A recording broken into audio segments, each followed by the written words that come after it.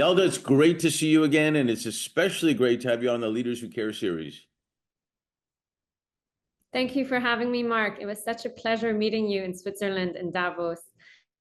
And yeah, I'm very excited to be doing this. Thank you for having me. What a great place to meet, like in the mountains. Just didn't get to go skiing, which is really unfortunate, but I know you are soon, which is I'm very jealous of also. And but it was great to meet you, and I hope this becomes a way that we get to know each other better as well, and our audience does too, about all the incredible stuff you're doing. So plus, you have one of the most unique names, and I love names, and I like when people pronounce names properly, not switch it to what they like it to be. So share with us your name, and if you could also briefly tell us, about Yalda, like where you're from originally, where are you now, family. Don't do what most guys do. They talk about their job right away. We'll get to that, but Well, tell us. I can talk about skiing first because you said there was no skiing in Davos. Funny enough, you remember on that Thursday, it snowed. So I actually called my PA and she almost fired me as her employer. And I told her, look, all meetings after 10:30 a.m. on Friday, you're canceling those because I'm gonna go skiing. Well, yeah, I meant And you know how Davos meetings are. It's like a game of Tetris trying to fit everything in there. So I actually did get some skiing done. Maybe next year, if you're there, we'll make it a point to go skiing either on the Monday before it all gets started or on the Friday where it's actually quieter. We can do I that. would love that. It depends. Are you a black mogul, super black, double diamond? I'm leisurely. I enjoy my powder. I Nice. like to Okay. take my time. I like that. I won't make it tough on you. Cool. Cool. On the ice for hockey, I can handle it. On the skiing, I just try not to kill myself hitting a tree, basically. Okay, well, good thing is there are many trees. It's actually very vast slopes. So yeah, you'd like it. Awesome. Let's do it. Let's do it. Now, tell us about Yalda. So yeah, my name. So I'm Lebanese. I was born in Beirut. My name Yalda is quite hybrid. So I like to think that it's at the intersection of different civilizations and cultures. So in Persian, Yalda, Shaba Yalda is the longest night of the year. It's a Persian festival, and it's celebrated by eating fruits and making well wishes for the year ahead. It's the winter solstice. So Hmm. that's what it's known for. In Arabic, it comes from the word wilede, which means birth. So yalida is to be born. So that's its meaning in Arabic. In Aramaic, which is the language that was spoken by the Christ, it means it's the birth of Christ. So you can see it in literature there. And then I think in Hebrew and in Turkish, it means little girl or some variation of baby girl. So there you go. Across Oh, so, different civilization, cultures, languages, it kind of brings everything together. but Um, it's a commonality of just life and well-being in all. yeah, right. It's like it's new beginnings, births, transitions, right? Because in the winter solstice, you're transitioning Yeah. from one season to another. Um, all this to say, I think my parents were just going through some post-war syndrome, and they had no clue it meant all this. They just liked the name, and yeah, I landed with it. I So love it. I love that's it. my first name. Yeah, I think we did touch on that in Davos. So thank you for remembering.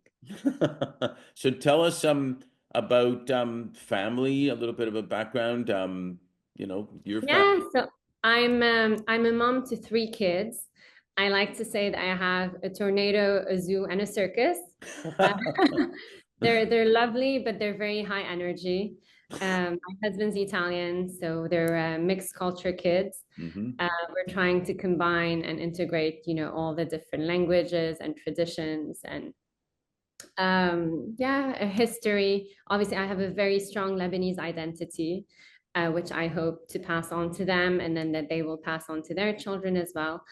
So we do spend quite a bit of time traveling. There was a recurring joke in my mom's group at some point that everyone should apply to be the kids' nannies because then they just, fly everywhere and travel to all these amazing places in Italy and the Middle East and the States. So I yeah, love it. we do travel quite a bit. They're high energy, they're good fun. They're small, they're 8, 5, and 3. So I haven't really slept in the last decade. But you know what they say, we'll all sleep when we're dead. So Exactly. trying to fit it all in and multitasking between, the business, which I mentioned, the foundation, which we also discussed, and then family life. So yeah, but ultimately it's all for them, trying to build a legacy that they'll be proud of.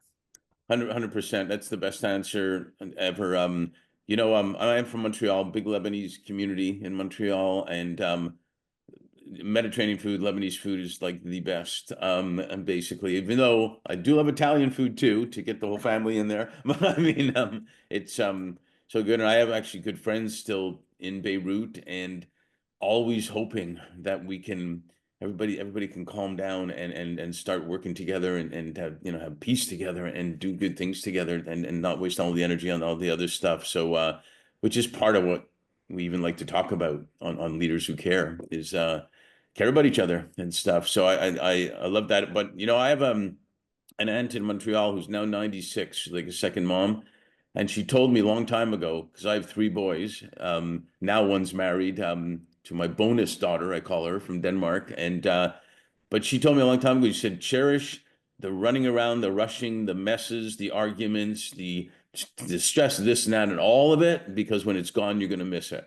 So cherish the Yeah, moment. no, no, that's true. They say you only get like 15 summers with your kids. Then they're teenagers and they're off doing their own things. They prioritize their friends, their girlfriends, their mentors, their coaches, their teams over spending time with their parents. So now, while they're still little, that's when you can, like be very greedy with Exactly. their A time. Yeah. lot of hugs and stuff. And then Jay Leno used to say, and then we'll move on.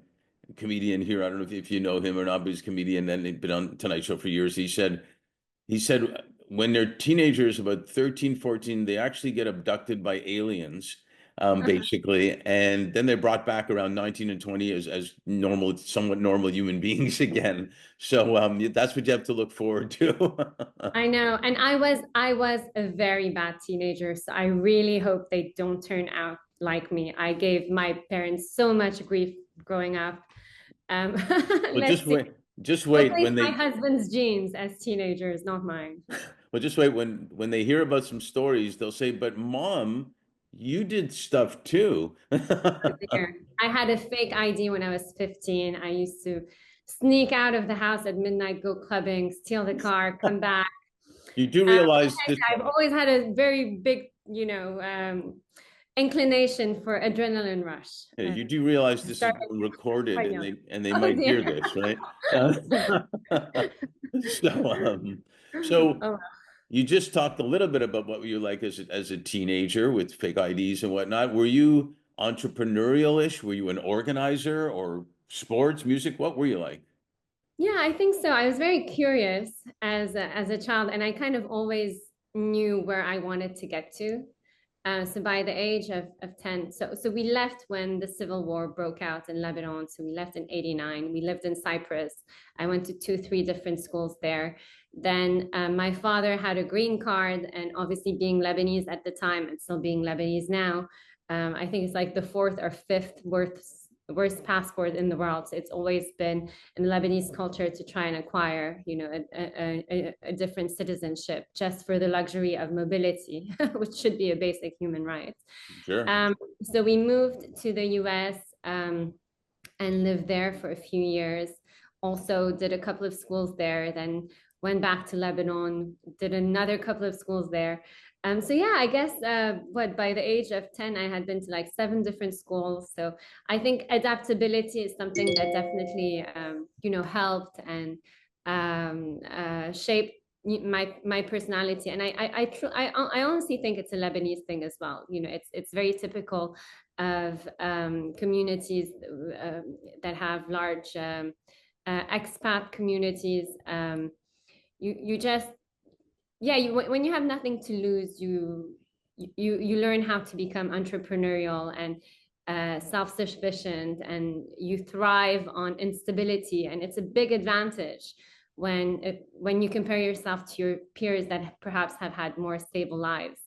It's I always say, like, in chaos and conflict and volatility, that's where my comfort zone is.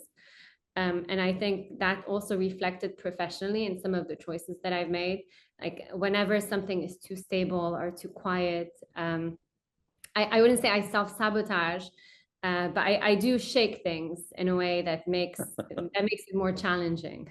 Yeah, I think you're right. And I compare a lot of things to sports, and generally, the best coaches I find, and sometimes the best bosses, the best entrepreneurs, are the ones that weren't the superstars initially, because the superstars have stuff already there for them, or it's a natural ability to be a star, but they can't necessarily coach someone on how to really be resilient and whatnot because it came so natural to them, and it just came to them.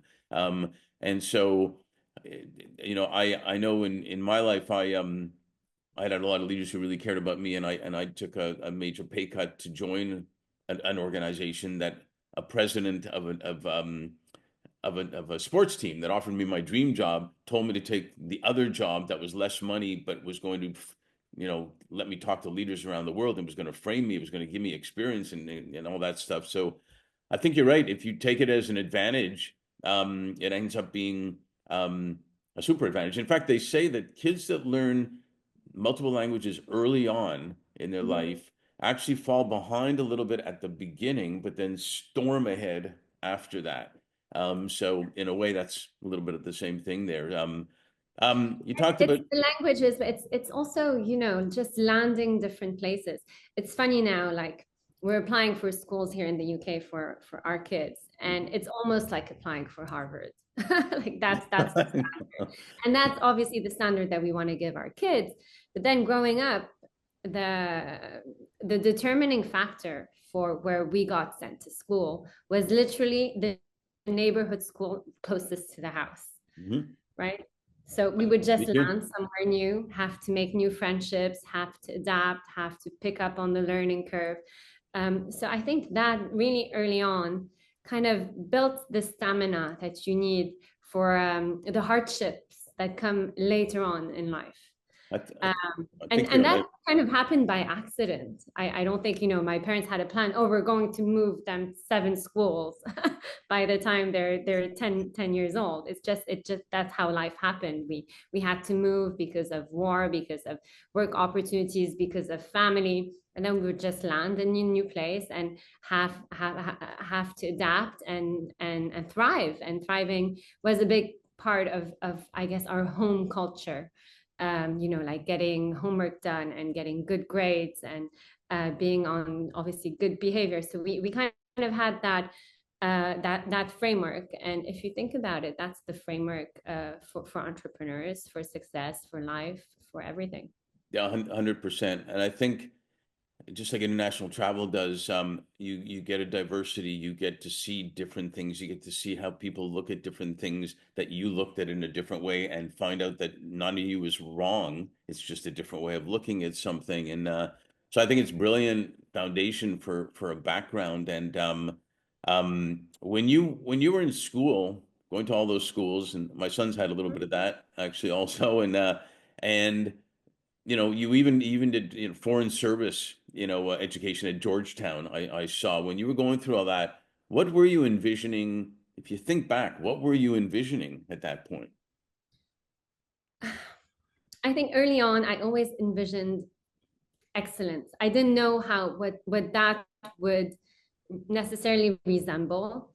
Like I remember at the age, I think of 11 or 12, I was in a certain school in Lebanon. And I told my parents that I wanted to change schools and go to like this very like a school that had a reputation for being, very strict and very it was a Jesuit school. Like I was at a very liberal lycée before. But in my mind, it's, I had done my research, at the age of 10, 11, and I had seen that most of, the politicians and the Lebanese, like historically, our heads of states, etc., had gone to that school. So I wanted to be in that school. So I kind of understood that association. Um, so growing up, I didn't necessarily like. There were some subjects that very early on I was very, very passionate about. I was super passionate about history, about international relations. I remember as a teenager, I would skip school and go demonstrate with the university students because there was a social cause that I was really very passionate about, and that was atypical if you think about it, of kids that are 12, 13, 14 years old. Now, I Hmm. was involved with the scouts, that notion of leadership, I understood quite early.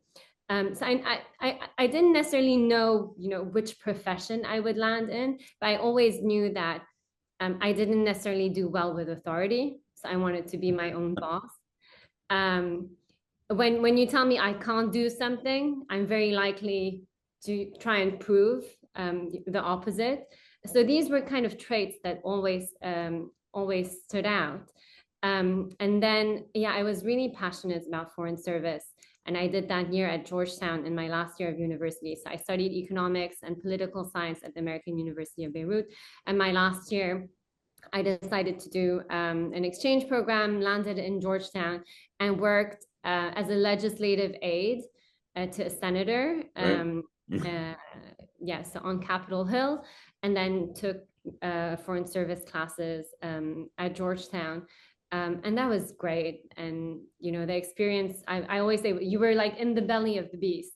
And those were the years where you had all these superstars of politics that were in the Senate and the House. You had, John Kerry and Hillary Clinton, Obama, all these that, you'd run into them at the cafeteria. And I was just blown away by that atmosphere. And whilst at Georgetown, I applied to do my master's, which was a long shot. I honestly did not expect to be admitted, especially not so early on. I still had a year of university, and typically you work in between your undergrad and your grad school. But I applied to the Kennedy School, and then the following March, I got accepted. And I always say, like, that was hard to beat.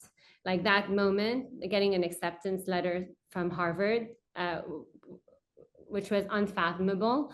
I think that's a moment I will always remember. And my husband hates it when I say this, but it was definitely a better moment than giving birth to my kids. Oh no. As much as I love them, but the pain that came with that, with Oh gosh. Yeah, that's I'd pretty say they're big. kind of equivalent. So obviously that was an amazing moment. And then I went on to do my master's in public policy at the Kennedy School. Um, and yeah, I always thought I would end up working for a large multilateral organization like a World Bank or a United Nations or an IMF. So that was kind of the plan. Effectively, what happened is I had taken on some student loans that I needed to pay back. Hmm. Um, and at the time, so yeah, the Harvard years were amazing.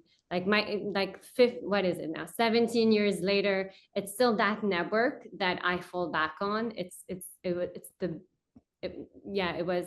You will need another podcast for just those couple of Harvard years. Well, Um, it's interesting, really quick.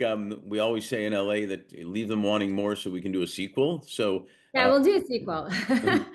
Well, um, I was in class with Chris Voss, like, who did the master class, the FBI hostage negotiator. I yeah. had like, the Minister of Foreign Affairs of Denmark that was sharing notes on his economics paper with me. The former Prime Minister of Tanzania. It was just, like it was You the dream. you know what's great about that? If I can interrupt, what's great about Yeah, that is, and we'll talk about influencers a little bit later, is that a kid in Lebanon, as maybe another kid that's looking at this from Lebanon or somewhere, and hear you talking about that, and that gives that kid permission, a gleam in their eyes, type of thing. That wow, I may be able to do this too, type of deal. absolutely. Anyone could do this, and it's not even being given permission. It's by default. Like that's Right. what every single child should be thriving for. Yeah, thrive, like aim high. The higher you aim, even if you fall short, that's pretty high, right? So absolutely. that's why I always tell my kids, like, have very set very high goals for yourself. Do Yeah. it. No, you're right. And Because if you fall short, you're still falling, somewhere like in between, and it's still pretty good. And if you don't try, then you'll never know. Like the number of times that I've been rejected for different things, and I eventually uh, grew my success path by way of rejection. yeah, and it's That not, and it's what do they say in sports or games? They say you don't win and lose, you win and learn, Oh, absolutely, you and win something and like learn. that. So when you were share a little bit of how it evolved because you did this U.S. Yeah, so Senate. I went to the Kennedy School, as I said, like best 2 years of my life. I'm not gonna say it was all downhill from there, but it set the bar pretty high in terms of making sure my subsequent experiences were gonna be as good. And then I had this loan, and the pound was at 2. And I was thinking, with my very pragmatic hat, well, it'll take me half the time to pay back these loans if I go work in London in investment banking and earn in pounds. So I interviewed with a few banks, and I was given two offers. The first one was from Goldman Sachs, and the second one was from Lehman Brothers. And every time I interviewed with Goldman, it was such a pain. It was such a Oh pain. God. I would have like post-traumatic stress disorder, and I'd be surprised every time they would call me back for another interview because you have to go through several rounds of interviews. Whereas with Lehman, it was such a breeze. Like I connected with the people, I felt very at home. So I turned down Goldman Sachs in 2008 and took a job with Lehman in investment banking. So clearly not the best industry to be at the dawn of a major financial crisis, and definitely Right. not the best place to be at Lehman Brothers. So that was quite a short-lived experience. I joined in June, left in September when they went under. I had my 5 minutes of fame leaving the Canary Wharf office with the cardboard boxes and the press taking pictures, and then landing on the cover of the Daily Mail the next day as enemy of state number one because they Oh, no. metastasizing all the bankers. You probably remember that. Yeah, I do remember Then that. obviously the pound is no longer at 2, and everyone's struggling to find a job. Luckily, I landed next door. So Lehman's building was 25 Bank Street, and I took a job at 20 Bank Street at Morgan Stanley. Which which good news is I didn't have to change my commute. So worked at Morgan Stanley for a few years. In 2010, I met my husband, who was then my boyfriend, and he was moving to Qatar. He worked in construction, and he had a big project, which was their airport, which if you've flown through is ranked number 1 airport anywhere in the world. So obviously he was not going for a few weeks.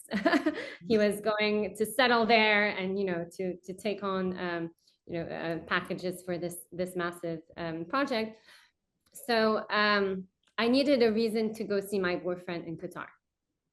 I was in my early 20s. I Googled top 10 business people Qatar. And then in true Lebanese fashion, went to the senior leadership at Morgan Stanley and convinced them that I was related to all of them. All of them. All distant cousins, all relatives, all best friends with my parents. Um, and they kind of like grinned, and they're like, really? And then they're like, okay, well, she speaks the language. It's kind of the same region, so she must be telling the truth. And then they were like, I remember the head of wealth management, that was the division that I was working on. It's like, you're going to make a lot of people upset because Qatar is usually covered out of Dubai and you're sitting here in London.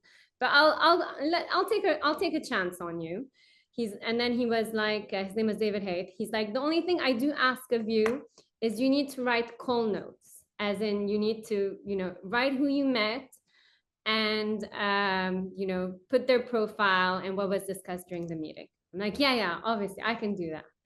And then I fly to Doha. I knew absolutely no one. My very first time in a Gulf country, I hadn't even been to Dubai. And then And then someone introduced me to this one private banker at Credit Suisse. And you probably know how private bankers are. Like they're notoriously territorial and private. They're Yeah. not going to make an introduction. They're not going to tell you, go meet this one. I'll do you a favor. And the only thing he did do, no, he was like, you're wasting your time in Qatar. Go cover Kuwait. That's where all the opportunities are. They're in Kuwait. The only thing he did do, he gave me his driver. And he's like, my driver will drop you back at your hotel. And in that 5-minute car ride from where the meeting was taking place to the hotel, I had a eureka moment where I asked the driver for his business card and was like, do you drive like all the bankers or just these bankers? He's like, yeah, we drive most of the bankers of Credit Suisse. And Credit Suisse had been covering the Gulf since the 90s. So like, they had like the longest stint there. I called the number. It was an agency. I'm like, can you please send me a driver that drives the Credit Suisse bankers? Tomorrow, I'm here for a week and I need someone to drive me around. So they send me someone the next day. It was a different driver. And he's like, well, ma'am, where would you like to go? I'm like, look, I have no clue where I'm going, but you're going to start driving me around to all of the places you drive those bankers to. In true Lebanese hustler style. And this predates Google Map. And Qatar 2010, 11, very different from Qatar 2025. I would drive like through the deserts of like random places in the country, Wakra, Wajba, El Khor, like desert, desert, desert. And then you'd see a gate. And behind the gate, there'd be a palace. And the only comfort I had was that a banker from Credit Suisse had been there before me. So we would pull down the window, and then obviously there's a gatekeeper. And very confidently, I'd be like, I'm here to see the sheikh. There must be someone important living behind. A sheikh means, someone Right.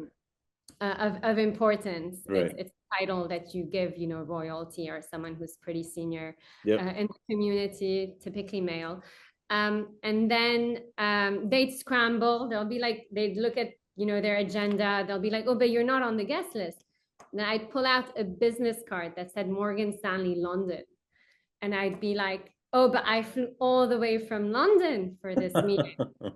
And then I'd fake a call to a fake assistant that my 23, 24-year-old self did not have. And like, oh, I'm at the palace and they're saying that I'm not on the books. Like, what's happening here? Anyways, they would panic. I'd put on a scene. And eventually, if I was really lucky, I would meet the sheikh, or on less lucky days, but still equally enjoyable, I'd meet the wife, because very often I was literally showing up in people's homes. I'd meet the sons, the daughters, the finance officer, the chief of staff, someone within that ecosystem. And that's how I started building my book of relationships. And in agreement with Morgan Stanley's instructions, fill out those call notes and log them in so that they could continue paying for my future travels. Right, exactly. To Qatar. And then a few You years. do realize Yeah. this is LA talking again, that this could be a good movie. Oh yeah, I should start with a book before a movie, before I forget all this. So But how yeah, did we will memorialize it with this podcast, right? So it'll live exactly. somewhere. I found that super exciting, and it really is the way to do it. I always think back to the lady that I can't remember her name right now, and created Spanx, and she went to whatchamacallit, the store. Northstorm. Yeah, exactly. Nordstrom, and she went to the CEO, and they said, "Well, you don't do that. That's not how you do it." But that's exactly why you should do it. That people don't do it, and she got a big contract, etc. So, hey, what's the worst that That's can how I happen? did. Because you have nothing to lose. Like, what's the worst thing that could happen? You get Right. rejected, but it's fine.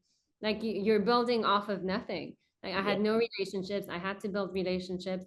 I would show up so many places I wasn't invited to. I remember there was this one a KPMG, I think, or one of these auditing firms that were doing a gala dinner. And I found out about it. And obviously, I was there on a business trip. So I went to the mall and like bought a dress and then did my hair and makeup and just showed up at the Ritz or wherever it was taking place and made everyone confused because they thought that I was maybe a guest of the speakers, and then the speakers thought I was maybe a guest of KPMG, but I was there. I looked decent. And then I would pick the table where you had like the VIP guests sitting and like go and sit next to them and strike up a conversation. and yeah, so I You was having know loads of fun with it. that Now must, all I think that's the things are key. different. I would very unlikely do that today, but back then, um, Well, you I could sometimes today. I think the key is you take on the challenge, you have fun with it, and you just go for it. And people see that you're comfortable, you're engaging and whatnot. And hey, if 7 out of 10 times you get to talk to somebody great, fantastic. It usually leads to something. I do want to ask you a question though. yes. Um, we were launched on International Women's Day, our firm, because of that was our core part of our business when we started. And share with us, how you did feel. Obviously, I saw how you navigated and thrived being a woman, but but being a woman, not to mention in the States, never mind in Middle East and certain countries, Mm. how things are perceived, where women's position is, and all that. How did it feel for you, aside from the excitement of getting yourself into events and meeting people? Yeah. How did you feel about the whole process of and being a woman in business, etc.? Yeah, I don't know. And I often say this, I don't know which is worse. The uh, misogynistic environment of the MAGA, Trump loving tech bros of Silicon Valley that I have Hmm. to interact with, Right, that I'm in the VC space, or the patriarchal society of the Middle East. As a result, I've always had to, yeah, work like 100, not even 1,000 times harder right, than my male peers. In the Valley, everything is done through a handshake, right? When you're a woman, you kind of have to prove yourself time and time again as being a very reliable counterpart. In the Middle East, you maybe being a woman gets you the first meeting, but getting very proud, very often male businessmen to take you seriously, and for that trust element be to develop, especially as an advisor, like you're a woman advising them, like these amazing business people who have built empires very often, and you're there telling them, well, I can advise you on how you should allocate to private tech companies. So that you kind of have to morph into being a subject matter expert, right. regardless of what your gender is. And that comes with, again, like working 10 times as hard, delivering on performance, and really proving that you can offer something that they're not going to get either performance wise or access wise anywhere else. And that's why they should be partnering with you. Again, versus a handshake agreement that happens between between business people that are very often men. It's interesting because I think it goes back, and I find this often to the thread of what you were like as a kid, all the things you had in your life to get you to that point, to be strong enough, to be smart enough, to do a lot of research, to just be resilient. I think it created a great foundation for you to be able to do and work 1,000 times harder, as a woman to make that happen. I want to jump a little bit to what you're doing with Bracket right now. Yeah. And they say the fourth industrial revolution is about technology, AI for sure, fast and furious going on. But the fifth is about humanity and how they come together. Um, I was super excited to hear when we were in Davos, you talk about what you're doing with Bracket Capital and Bracket Foundation. Could you share what the mission is, what the focus of your investments are, how AI and tech play into it? Just tell us about what you're doing with Bracket Capital and Bracket Foundation. Yeah, absolutely. So I always say Bracket Capital was my fourth baby. Bracket Foundation was my fifth baby. So I'm a mom of five, not of three. And you look fantastic. Oh, thank you. Well, what can I say? Half measures everywhere. Half measure mom, half measure no. I No, should. Yeah, no, it's a challenge, but you make time for things that are important. right. So yeah, so we founded. So I'm Bracket's co-founder. It's me and Jahan, who leads our investment team in Los Angeles. I guess how we founded Bracket initially. So I was working for this mid-cap private equity. So after Morgan Stanley, a few years later, this mid-cap private equity firm hires me to lead their Doha office called InvestCorp. And I credit them with like the biggest break in my career because that kind of unlocked, the top 1% that you couldn't just show up at their door and introduce yourself, a cold calling with a briefcase. Right. Um, and during those years, so 20, I would say 13 to 16, you had a lot of generational shifts in leadership throughout the Gulf region. And those were also the years where the appetite for investing in big tech companies was really starting to skyrocket. So you probably remember back in I think 15 or 16, you had the Saudis that invested in Uber at a $2 billion valuation, and that was considered like way extravagant. But unless you were a sovereign, you're not really getting access to the deal flow. And if you were getting access to the deal flow, it was probably negative selection bias. It meant that the West Coast passed on it, East Coast passed on it, Europe passed on it, all the sovereigns passed on it, and it was landing on your desk, probably something you wanted to sell and not something you wanted to buy. Right. Um, so I pitched InvestCorp at the time with doing venture internally for them. I was 8 months pregnant. They turned it down. They were like, "Oh, we don't have the risk appetite for this at the moment." So I went back home that evening and told my husband I'm gonna resign and I'm gonna set up my own VC. And he's like, "You're losing your mind. Can't do that. That's madness. We have the perfect setup here. We're starting a family." I was like, "No, no, I have a hunch. Like I feel it. It's a hunch." He's like, "It's not called a hunch. It's called hormones. You're 8 months pregnant." Anyways, long story short, I did resign from InvestCorp. I gave birth in December. And then my co-founder, who I knew when I was at Morgan Stanley, he was at Goldman. When I moved to InvestCorp, he moved to Millennium, and we were part of the same Ivy League circles. And we kind of, mirrored and followed each other's careers. He was moving back to Los Angeles to do venture investing. So I'm like, "Look, it feels like the stars are aligned. Let's try to do this together." And he was like, "Okay, can you raise a fund?" Like, "Yeah, piece of cake." Raising a fund. Of course. Not a piece of cake. Right. As I gave birth in December, and then in between navigating postpartum depression and mastitis and pumping and breastfeeding and how a newborn works for the very first time, I set out to raise a fund. And I don't know how I managed superhuman powers that come with birthing a new human. It's that I ray of sunlight that's coming down that's with It's you not all there. the Yeah, I can. time. No, it's good. That's how you It's not did it. there. You've got that. Yeah, You've I got got that. inspiration. I Yeah. know. So raised the first fund. And early on, we realized that we wanted to invest in transformative, disruptive, big tech companies. But we wanted to do so in a way that was value driven from a entry price perspective. So not chasing primaries just for the sake of chasing primaries and getting into any round. We wanted, to get in at the right price. So that was kind of the immediate vision of how we would be creating values for our LPs. And as a result, we ended up being one of the first movers in secondaries. So providing liquidity solutions to early employees, founders, and early stage funds.